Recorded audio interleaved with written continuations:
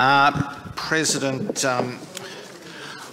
I move notice of motion number 486 and just seek leave to move it in an amended form with a deletion of a small number of words, and I'll just explain that to people before I do it with your good grace. Just in response to crossbench comments, four previously read calls on the state government to urgently relax COVID-19 restrictions where it is safe to do so in line with other states and ensure additional state government support. The crossbench, or a number on the crossbench, would prefer to delete the first part of that, and consequently my amended motion does do that. If that's you've granted. People, yep. So the motion then reads that this House, one, notes A, that prior to the COVID-19 pandemic, tourism contributed 6.5% of the Victorian economy, supporting 263,000 direct and indirect jobs, comprising 7.8% of the Victoria's employment, 142,300 jobs in Melbourne and 110,000 jobs in regional Victoria. B, the severe impact of the COVID-19 pandemic on the tourism industry, including Victoria's second wave, driven by the closure of international state borders and severe restrictions on movement imposed by Victorian public health orders. C, that the COVID-19 pandemic has seen visitor economy hemorrhage almost $2.5 billion per month and is projected to shed 85,300 jobs by September 2021. 2, recognises that more than $10 billion Victorian annual events sector, and that is a very, very conservative estimate base figure, is a major sector in its own right and is vital, supporting tourism through central city events, regional events, festivals and business events, which importantly drives visitation into Melbourne and regional areas in the off-peak and shoulder seasons, and has been severely impacted by the COVID-19 restrictions, including the impact of snap border closures on consumer confidence levels. 3, further notes that a number of businesses within the sector have had trouble accessing state government support, and that many sole traders within the tourism and events sector have received inadequate state government support. 4, further notes that additional state government support should be urgently provided to the tourism and events industry businesses. And 5, requires the Economy and Infrastructure Committee to inquire into, hold public hearings in Melbourne and regional Victoria to identify key issues and areas of concern and report by 30 June 2021 on the impact of the COVID-19 pandemic on the tourism and events sector, and provide recommendations for state government support measures that will restore the tourism and events sectors to their critical role in the Victorian economy and restore lost jobs. These are two incredibly critical sectors to Victoria's economy. We have built an economy in Victoria driven in part by services and inbound tourism, inbound movements from other states and overseas. These have all been critical to building jobs over many years. And the events strategy began, indeed, I'll put this on the record, under Joan Kerner, and was taken to a new and very effective level by Geoffrey Kennett, and retained largely by the existing Labor government through our period of government and beyond. Now, COVID has hit this for a 6. And that has done tremendous damage to employment. It has done tremendous damage to the small business sector. I look at the regional tourism sector and note the terrible damage that has occurred there. You walk down central Melbourne and you don't have to walk far to see the direct impact on those businesses and the employment in central Melbourne too. These are very, very significant impacts that the community needs to deal with. Now, I am not saying in this motion that there should not have been public health orders. Just be quite clear, I am not saying that. What I am saying is that they have in fact had a very significant effect. You might want to circulate that amended motion. That would be good. I'm sorry, I only had the one copy. I thought I outlined it pretty clearly, but it should be circulated, please. The point I would make here is that the huge employment effects here are very significant, and the substrate of our events and tourism sector, the hirers, the people who provide support the events sector, and I'm Shadow Minister for the Arts and Creative Industries, and that sector too is burning and dying because of the damage that is occurring under COVID. Now, Victoria does have tougher rules, and I could outline those in many venues, but that's probably a better purpose for the inquiry to look at, and to look at the specific rules. And you know, these rules need to be justified properly. They need to be put out, and you know, the basis for many of these restrictions needs to be laid out very clearly in the inquiry, in my view, to get to the bottom of the exact arrangements the government has put in place and what can be done to sensibly and safely modify those. But I also make the point that there is urgent need for support to go into those sectors. We've heard from the Minister for Small Business the failure of this of the Sole Traders Fund, the fact that only 15% of the money, 15.2% of the money of $100 million has been allocated, and meanwhile sole traders around the state are burning and dying significantly with this set of restrictions. Now, we need to provide that urgent support to them. There needs to be further tax relief in some areas. There needs to be direct payments that are actually accessible. We've seen the state government, and they're subject to a motion later in the day, with its licensed premises support, the 293 businesses that were overpaid, and now the government is clawing that money back. Well, that is a significant impact as well. So even where there are programs in place, in many cases, this state government, this Minister for Tourism, this Minister for Small Business have botched the response, have botched the delivery of those programs, and they've left those smaller businesses high and dry.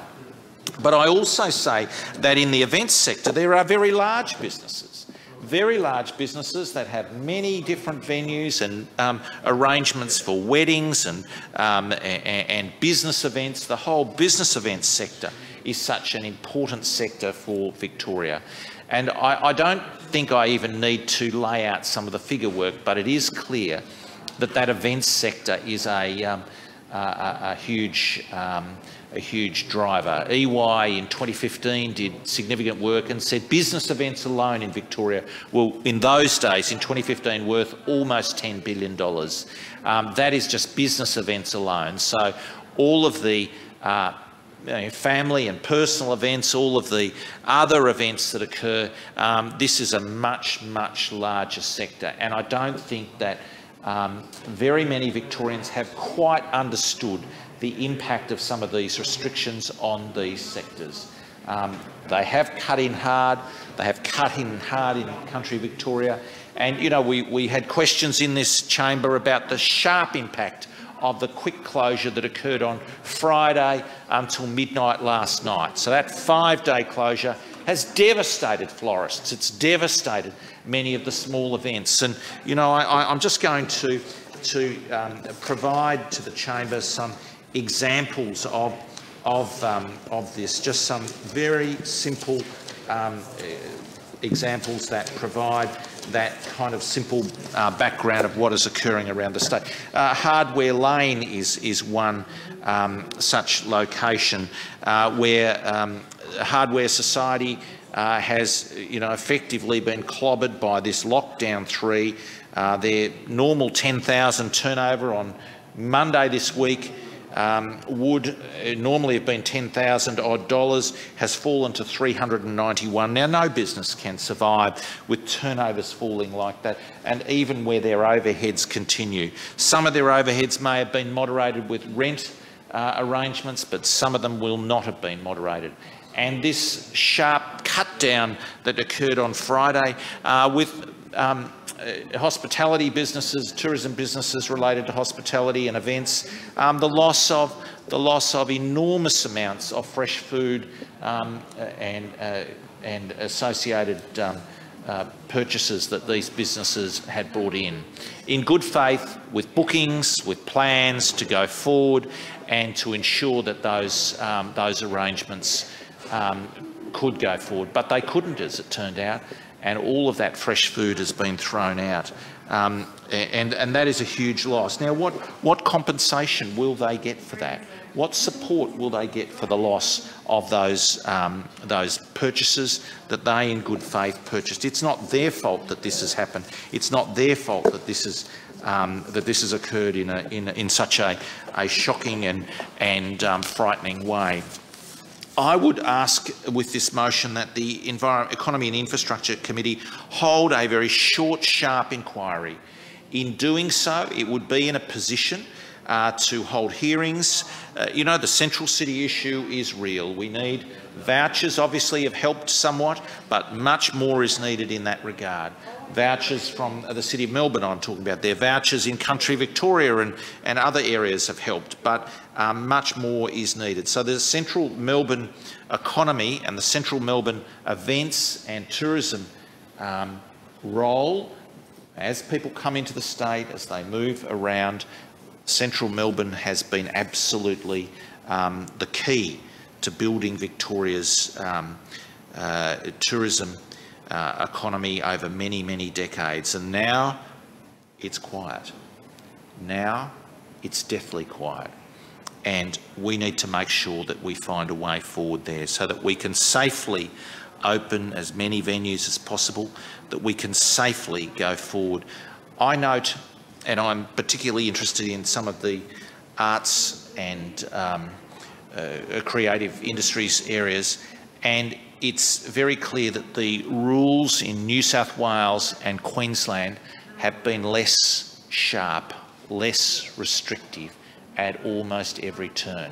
So the impact on their sectors has been lesser than Victoria. Again, I'm not arguing there should be no restrictions.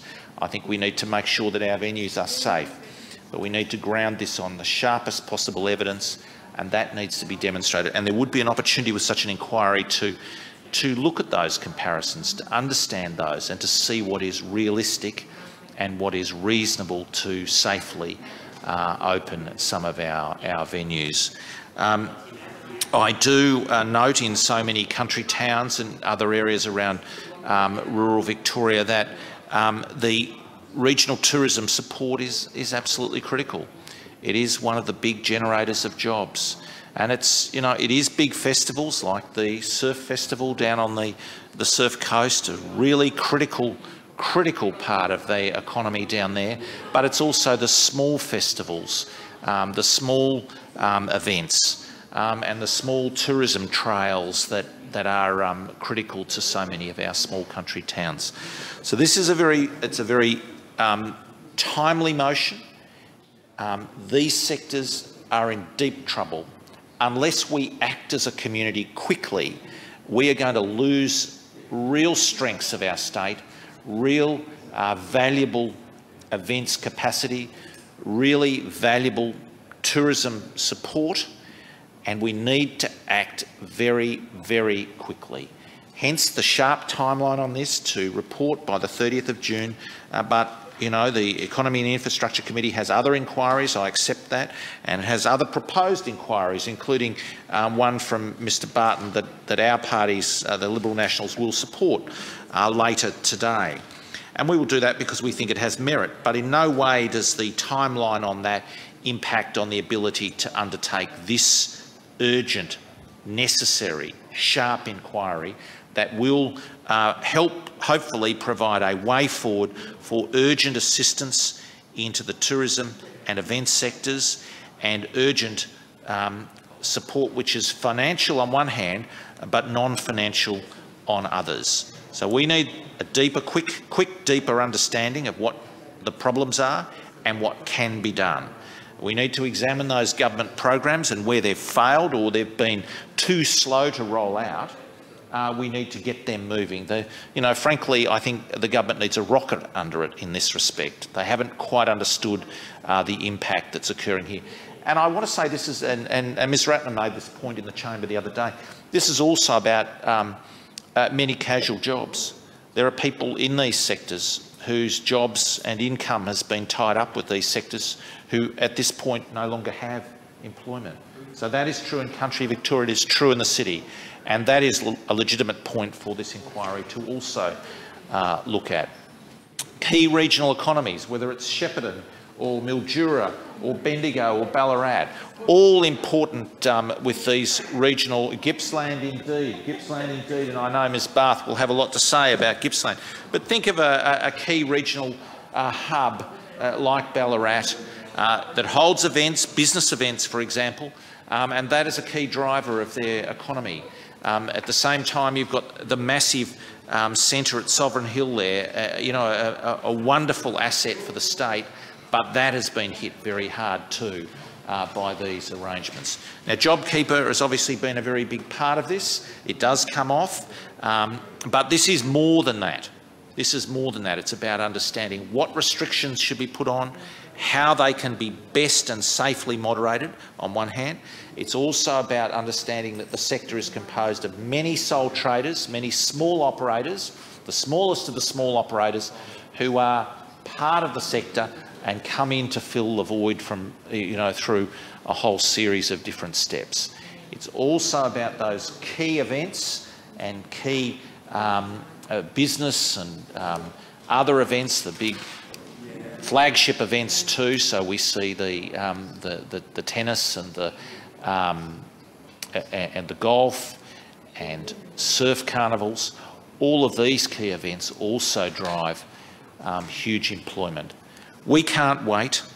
We need to move quickly, and that is why this motion has a short timeline on delivery of a report and the holding of hearings.